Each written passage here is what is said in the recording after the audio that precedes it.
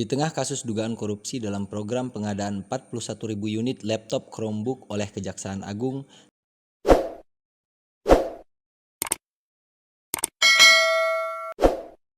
sejumlah sekolah di Bandar Lampung masih menggunakan perangkat ini untuk kegiatan administrasi maupun media penunjang pembelajaran di sekolah.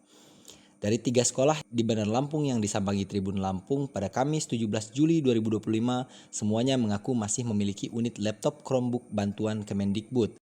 Meskipun tidak semua unit ditunjukkan kepada Tribun Lampung, namun unit yang berhasil dioperasikan terlihat masih berfungsi dengan baik.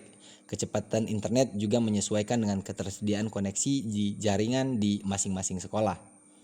Menariknya, salah satu sekolah bahkan menyatakan sudah mengetahui adanya informasi terkait permasalahan hukum terkait pengadaan laptop ini. Namun, hal ini tak mengurangi semangat mereka dalam memanfaatkan perangkat tersebut di sekolah masing-masing. Di SMPN 43 Bandar Lampung, guru penanggung jawab Chromebook Erdi Susanto mengatakan bahwa sekolahnya menerima 15 unit Chromebook merek Zirek beserta perangkat Wi-Fi, hard disk, dan proyektor pada tahun 2022.